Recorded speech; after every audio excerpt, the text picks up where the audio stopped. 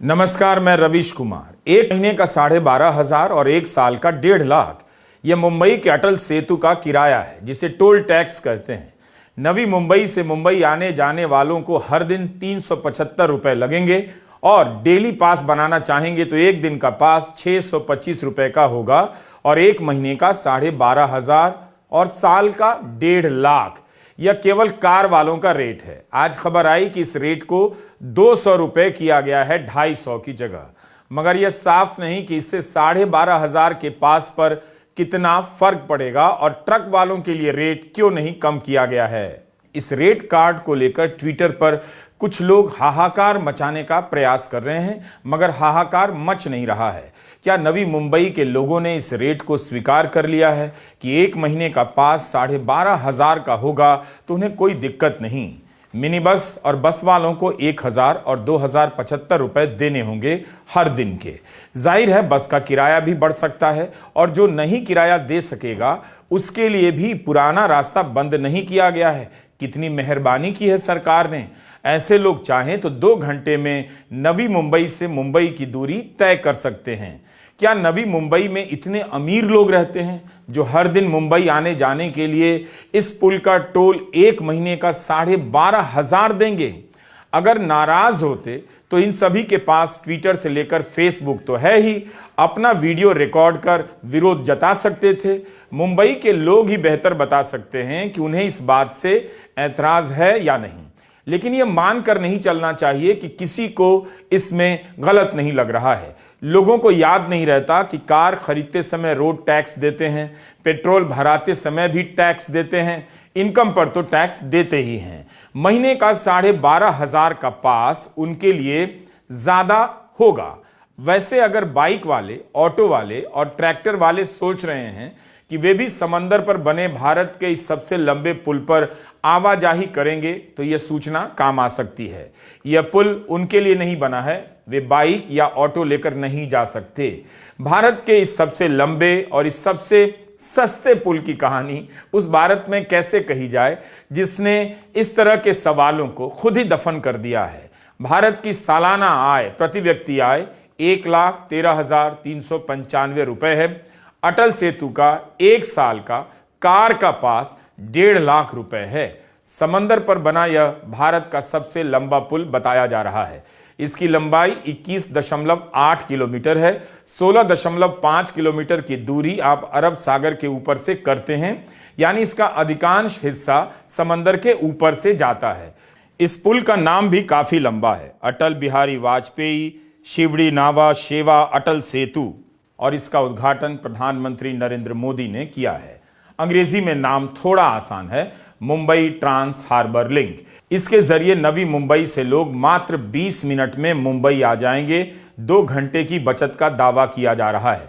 लेकिन इस पुल से आने जाने का जो किराया लिया जा रहा है उसे लेकर कांग्रेस की प्रवक्ता सुप्रिया श्रीनेत ने ट्वीट किया है कि कार के लिए महीने का 12,500 का पास बनेगा, मतलब 1.5 लाख रुपए हर साल, और ट्रक के लिए मासिक 41,500 का पास बनेगा, यानी हर साल का 4.98 लाख, करीब करीब 5 लाख रुपए। अगर एक ट्रक वाला एक पुल का महीने का 41,500 रुपए देगा तो इसका असर महंगाई पर भी पड़ सकता है। यह केवल नवी मुंबई से तो चलेगा नहीं, जहां से चलकर आ रहा होगा रास्ते में भी कई जगहों पर इस तरह के टोल नाकों पर पैसे देने पड़ते होंगे। एक ऐसे भारत में जहां ज्यादातर लोगों के लिए 25,000 महीना कमा लेना बड़ा लक्ष्य है, उस भारत में एक पुल पार करने के लिए 12,500 महीना देने वाले भी शायद कम नहीं होंगे। अगर नहीं है तो कम से कम उनकी आवाज से पता तो चलता। बिल्कुल पता नहीं चल रहा है कि उन्हें इस बात से तकलीफ हो रही है। जिनके पास कार है वो नवी मुंबई से मुंबई इस पुल से आएंगे और उनके पास सोशल मीडिया का पेज भी होगा। लेकिन क्या वो लिख रहे हैं, बोल रहे हैं कि यह एक किस्म का आर्थिक अत्याचार है? उनकी चुप्पी के पीछे केवल डर कारण नहीं है, बल्कि अब वो इन मुद्दों को बोलने के लायक भी नहीं समझते हैं। कमाल का रेट है इस पुल का। क्या यह रेट जानबूझकर रखा गया है ताकि इस पुल से केवल पैसे वाले गुजर सकें? हर कार वाला तो पैसे वाला नहीं होता। वो अगर एक दिन के आने जाने का 500 और महीने का 12,500 देगा तो इसका मतलब है कि इस पुल से गुजरना उसके लिए सपना हो जाएगा। लेकिन सरकार ने सोचा है तो आम जनता के लिए अच्छा ही सोचा होगा। पर क्या हम मान लें कि इस रेट से किसी को फर्क नहीं? क्या लोगों ने तय कर लिया है कि ट्रैफिक जाम से मुक्ति के लिए उनसे इतना पैसा वसूला जाए और उफ तक ना करें? भारत में कार देखकर हर किसी के अमीर होने का अंदाजा आप नहीं लगा सकते। बेशक पैसे वालों के पास कारें होती हैं, एक नहीं 4 होती हैं, मगर इनकी संख्या बहुत कम होती है।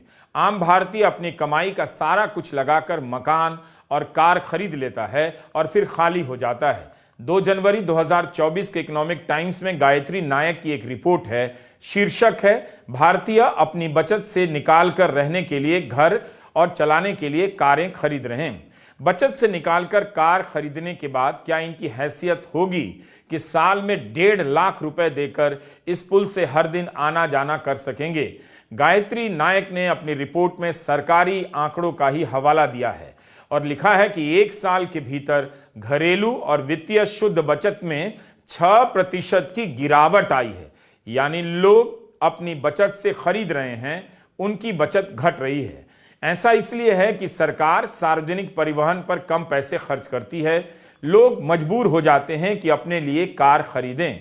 2020-21 के दौरान यह जीडीपी का 11.5% था, इतनी बचत होती थी। लेकिन 2023 वित्त वर्ष में घटकर 5.1% हो गई। 1 साल में प्रति व्यक्ति आय से भी ज्यादा है इस पुल का खर्चा। जिस देश में घरेलू बचत घटती जा रही हो, उस देश में टोल का किराया इतना महंगा हो और वो मुद्दा ना हो, इसका मतलब है उस देश में लोग नहीं रहते हैं, जिसका एक नाम जनता भी है। अटल सेतु का रेट कार्ड खूब वायरल कराया जा रहा है। इसका इस्तेमाल सरकार का मजाक उड़ाने में भी हो रहा है, लेकिन जनता इसके जरिए अपना विरोध प्रकट नहीं कर रही है।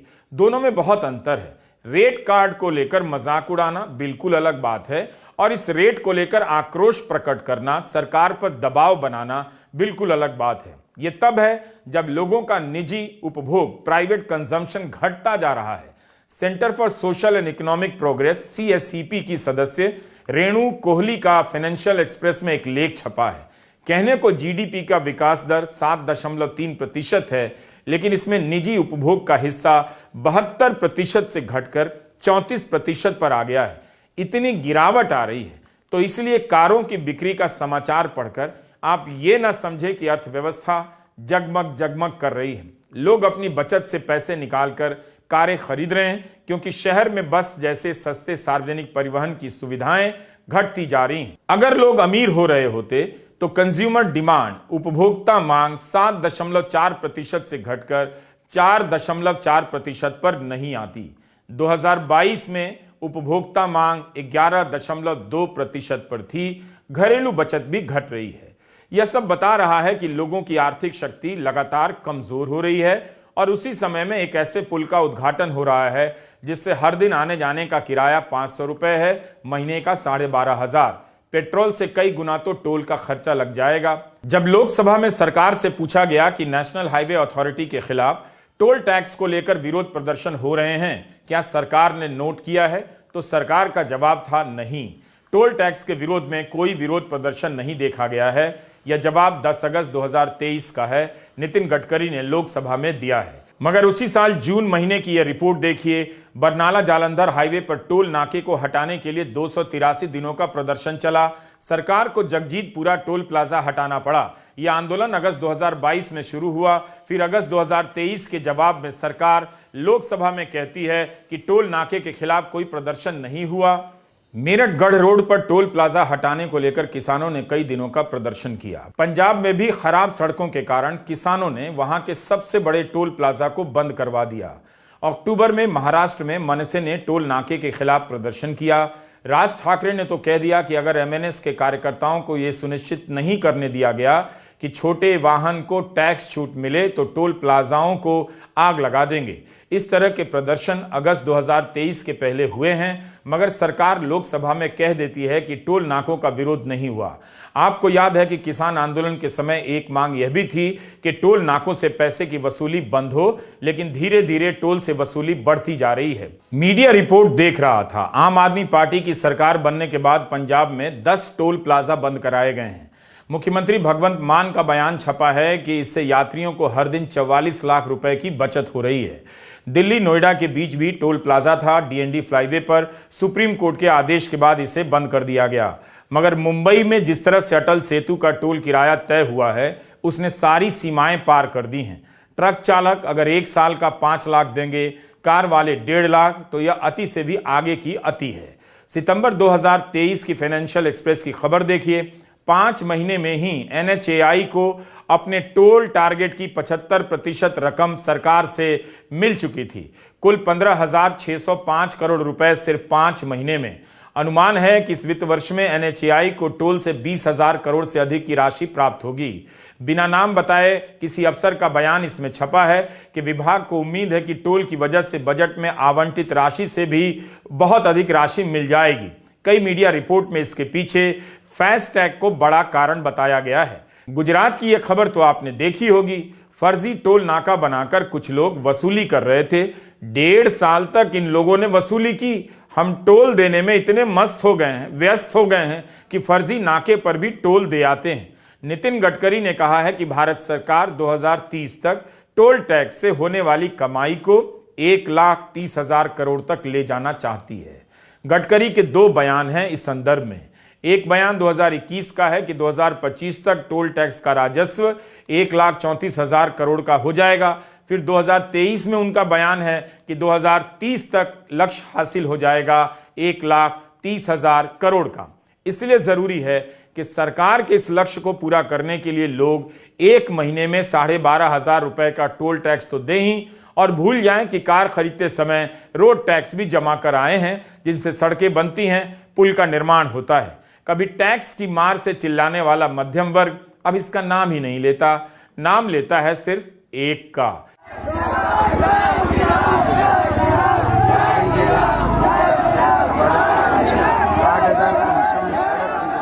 यह गुजरात के बनासकांठा के एक स्कूल का वीडियो है।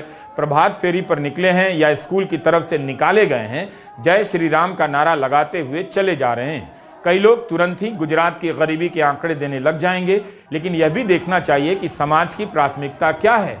अगर गुजरात के समाज ने जय श्री राम कहने को ही अपनी प्राथमिकता मान ली है, तब गुजरात की गरीबी और कुपोषण के आंकड़ों की याद दिलाने से क्या फायदा।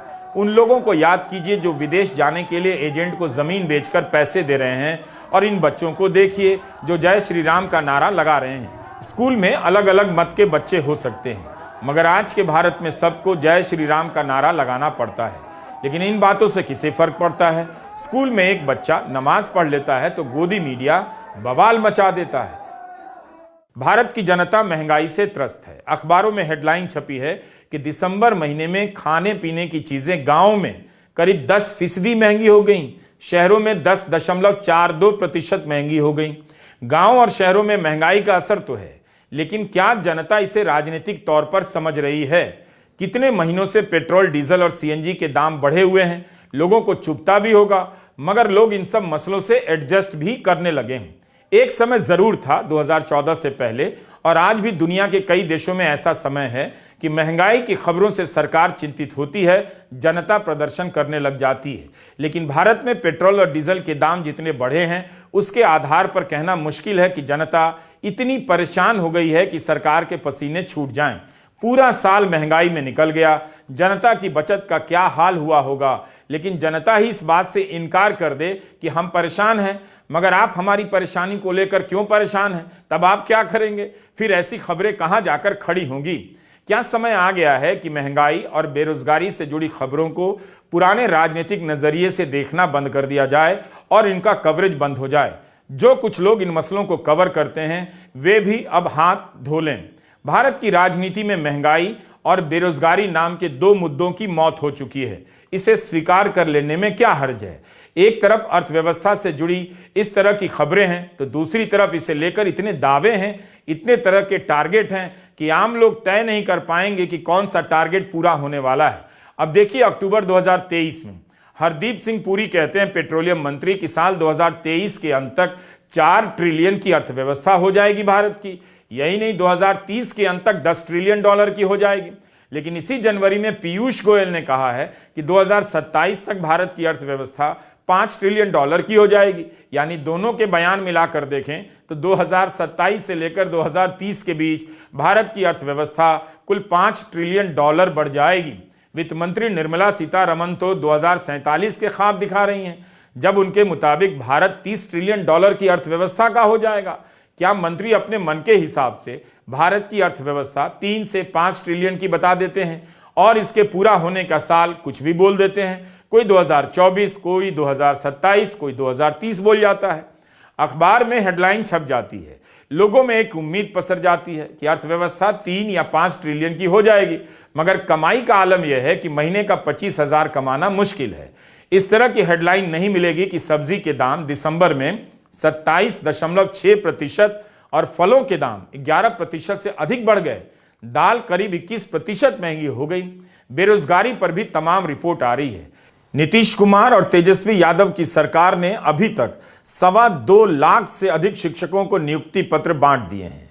यही अगर बीजेपी की सरकार होती तो मीडिया इसे राष्ट्रीय घटना में बदल देता, मगर इसके लिए बिहार सरकार को खुद ही विज्ञापन छपवाने पड़ते हैं।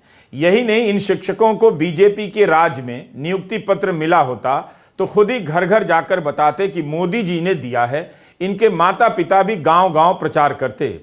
काफी कुछ बदल गया है। जनता के बीच महंगाई और बेरोजगारी मुद्दा तो है, मगर जनता इसे लेकर मरी नहीं जा रही, मायूस भी नहीं। वो अपनी तृप्ति राजनीतिक मुद्दों से नहीं, धार्मिक मुद्दों से करती है। इसलिए राम मंदिर के उद्घाटन को लेकर उसका उत्साह किसी और आसमान पर है। जनता अपनी परेशानियों से संतुष्ट हो चुकी है। प्रधानमंत्री नरेंद्र मोदी एक शब्द का इस्तेमाल करते हैं, तृप्तिकरण। इस तृप्तिकरण को कई तरह से देखा जाना चाहिए। जनता के बीच एक ऐसी जनता पैदा हो गई है जो अब ऐसी बातों पर कोई सवाल नहीं करती। मैं इस पुल की कहानी इसलिए बता रहा हूं कि यह पुल भारत के आम लोगों के साथ अन्याय है, लेकिन यह भी समझना चाहिए कि भारत के ही एक वर्ग के लिए विकास है और यही राम राज्य है। फिलहाल नवी मुंबई के लोग जल्दी ही 12,500 रुपए का पास बनवाने लग जाएंगे और मीडिया में खबरें चलने लग जाएंगी कि भारत अमीर हो गया। इस खबर पर वे लोग भी झूम रहे होंगे जो मुफ्त अनाज के लिए सरकार पर निर्भर हैं, जिनकी संख्या 80 करोड़ बताई जाती है। ऐसी जनता के बीच एक ऐसे पुल का उद्घाटन हुआ है जिसका किराया साल का 1.5 लाख, कार वालों के लिए, ट्रक वालों के लिए 5 लाख। राम की राजनीति का यही सबसे बड़ा लाभ है कि जनता राजनीति के असली सवालों को भूल जाती है। भजन कीर्तन कीजिए और मगन रहिए। नमस्कार, मैं रवीश कुमार।